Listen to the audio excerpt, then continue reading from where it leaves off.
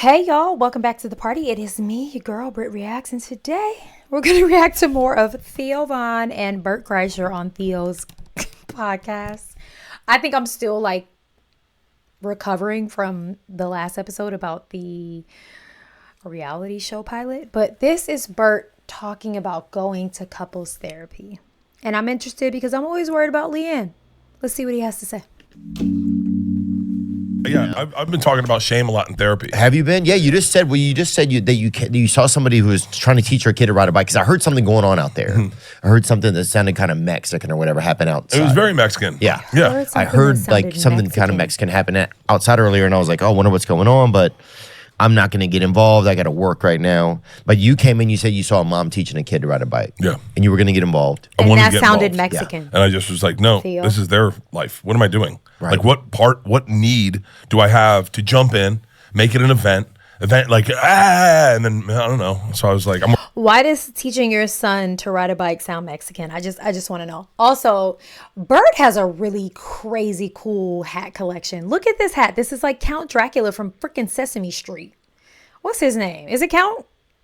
Playing, I don't know. Looks like he's on a broomstick. Or no, it's a bat of it's some type of situation. Very cool. to jump in, make it an event and then I don't know. So I was like, I'm working on that in therapy too. Just like removing myself, slowing down, listening. Yeah. Well, Leanne and I are in couples therapy. Oh, y'all are? It's awesome. Oh, it's No awesome. way. I love to hear that. I'm fucking killing her. Like I've won 3. She's only won 2. Yeah. With 2 ties. I'm smoking her, dude. The very first therapy, the therapist, like I don't like, we went into couples therapy in a good place. We're in a good place, but the girls both went to college. We're spending a lot of time together, and like, both of us were like, yeah, this is just different than we've ever lived. I've always been on the road, home Tuesday, Wednesday, gone Thursday, back Monday. And now all of a sudden, and I'm taking a break from stand-up right now, so I'm taking like a year off. Oh, wow. And so he's just home. We're just around each other so much. We're like, Poor maybe we Leanne. should like just be in front of it in case something happens. Right, like see what's going on. Yeah, Wow. yeah. And so, yeah. I think that's beautiful. So I jokingly say a lot, like, I worry about Leanne. There's the stories that Bert tells, but Leanne is clearly a very special woman because she can put up with someone who is like just very out there. Bert is very out there. I mean, from the inception of his career with the machine story, like, I think it takes a very special woman, a very secure, confident, able woman to stand next to a man like Bert, who tells a story about what he told us in the last thing I reacted to about the reality show. Strong woman, a strong mother, to have 2 daughters and how to raise them in a very normal way and send them off to college. Like, I'm sorry, I'm just saying it. And I always worry about Leanne, but to hear him say like, oh, I love couples therapy, it's like, Bert is someone very different off camera. It's very clear. It's very clear. Bert is a gummy bear off camera. I said it. Bert, I said it. Of it, in case something happens. Right, like see what's going on. Yeah, Wow. yeah. And so, yeah, the first therapy, Leanne interrupted me, and the therapist goes, now you know me, right? He goes, does he ever talk?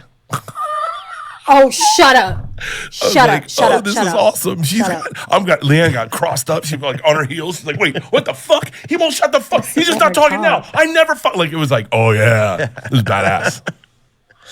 Damn, dude, who picked the therapist? That's the thing that happens a lot of times is with Right. couples. I think if you pick a therapist, and it's almost like that's you have like Okay. I got a lot to say here, obviously. I literally was just talking to a friend today. Literally like a couple hours ago. She told me that one of our mutual friends said that like if her and her husband ever had to get counseling, they would just get divorced. Huh? Girl, what? That's crazy. Second of all, a lot of y'all were up in arms in the fact that it took me a long time to realize that Theo and Bert were doing some type of improv in that last storytelling situation about the crazy pilot. I'm here to tell you. And then somebody said, to know Bert is to know that Bert cannot do improv. I am convinced that was a true story. I am. I'm convinced it was a true story. So I just want I want to let y'all know everything Bert says I think is true. I'm sorry. Judge your mama. I think it's true. Third of all, couples therapy is good, and being willing to go is it's a green flag. It's not a red flag. Like the insider trading on the referees or whatever, Yeah. She picked the therapist. She did? Yep. I'm never gonna find a therapist. Sorry. 4 things. I have also had a friend who, like, her and her mutual decided to go to therapy, and he kept saying, like, it wasn't fair. The therapist was on her side, and they, like, never agreed on a therapist, so they just stopped going. Don't be that guy. Don't be that girl. Don't be that way. On the referees or whatever, Yeah. She picked the therapist. She did? Yep. I'm never gonna find a therapist. Right. Yeah. And was it weird? And one of the things they said in there was that you got to let people do their thing. Yes. I need to slow down. I have FOMO. I want to be involved in everything. I want to I feel like Brett I've done too seems much very just looking at you. aware. Like if I look at you, I'm like, oh fuck, I got to sit down for a minute. Dude, when I wake up, What? if I hear something happening downstairs, I got to go downstairs. I go, what are we doing? Hang on, we're playing with the dogs. I want to be a part of that. Yeah. My day starts early, and it just, I slam it. Because if I have any downtime, I get in my head, I get on my phone. It's just not positive. And so I pack my days. I had a therapist tell me one time you have FOMO. Wow. I was like, that doesn't sound like a therapy. It doesn't sound like a therapy. I mean, it's just crazy. FOMO is real. Yeah, I guess you hear something, you want to go see it. You want to be a part of it. You want to know what's going on. Yeah. Like, when Theo, you did nothing but regurgitate what Brett just said. I just want to be clear. You're not a therapist. When Theo has nothing to add, he just repeats. I've learned this. Want to be a part of it. You want to know what's going on. Yeah. Like, when you got sober, did that change? Because there has to be a part of you when you get sober where you go, hey, man, they're all going out, but I'm cool staying home. I don't have that. Oh, no. I just didn't. What the best thing that happened from that was at like 11:30 or midnight, I was like, I'm fucking heading home. So you just didn't end up like in the retardation hours. You didn't end up fucking, sneaking into somebody's house through an air vent or some fucking shit or some dude trying to trick you into being gay or whatever, Never been I'm that so glad. When I hear you talk like that, I go, I definitely don't have a problem. I've never known anyone to climb through an air vent. Dude, I can't believe you're in therapy, so that's going on. Yeah, I like it. You do? I didn't do therapy. I quit therapy for a period of time because I was talking too much, meaning 2 bears, Birdcast, Something's Burning, and tour. It's a lot. So It's a every day lot I'm of talking like 4 hours a day. And I was like, I just was losing my voice like crazy. I was like, I can't talk. I just don't physically want to talk anymore. And then when I took time off, I was like second I took time off, like my first week, I got really depressed. So He I was like, wasn't talking. Really? Yeah. But are you able to figure out like what that depression? Because otherwise, it's not touring. Oh, it's just not. Yeah, dude, not being on the go. Not being on the go. Not having something going. Not like, hey, we got to pack you up. We got to. I identify with this so deeply. I've talked about this maybe over on Patreon, but like, I am the type of person that like thrives in being busy and having a lot going on and having like a stacked schedule. And the minute I don't, I just feel it's just the like workhorse in me. I have a very intense work ethic.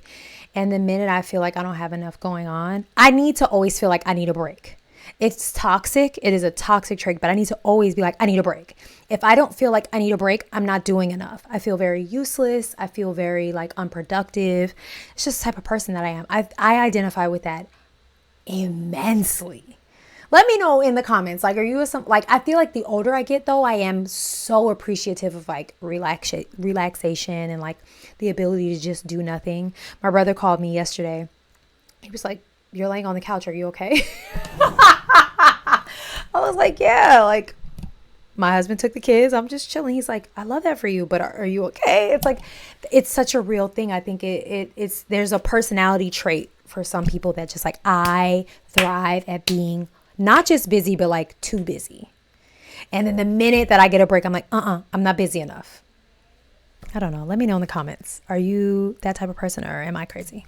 To get you to we're going out to Boston. You're doing the thing. But you've done so much. Like, don't you worry that continuing to burn it at that speed would burn you out, or maybe you just don't get burned out? No, I don't get burned. I don't get burned out. What was happening to me was creative. Like creatively, I just felt like I was just spinning my wheels and nothing good was coming out. Flatline. And so I was like, I got done this last hour. It's premiering on Netflix March 18th. I think 18th. Someone check that. Lucky. And when I got done doing that hour, I feel like you know how like when you start a new hour, you scrap everything and then you go to your joke book. You go, I got like 20 minutes. Right. For this special, I dumped everything. Fucking 7-minute stories, turned it into a 3-minute story. I dumped everything. I just piled this. My first 4 minutes was initially like 10 minutes, and I crammed it. So I wanted it to be good because it's like, it's like my 6th special. So I don't want people to think I got lazy. But then when I got done, I was like, yo, I need to write. And I was like, my girls are in college. I'm with Leanne all the time. Like, what am I talking about? doing? Who am I? What am I gonna like? And so I was like, I'm taking time off. But that's true, because like your content is surrounding your daughters and your marriage, and then like all that changes. Like, what do you talk about now? It's very true. First week, I'm sitting in my backyard and I'm just like depressed, looking at people touring, having fun, looking at like so severely just that fear of missing out, man. Was an abrupt stop. I love this conversation. I guess I've never thought about Bert outside of like Bert the personality. Bert is probably like the most wholesome at-home father. But who am I? I don't know. Bert, adopt me so I can find out. Anyway, I love this. I love just finding out like background information on people. Let me know about your work ethic and go and have the day you deserve. Goodbye.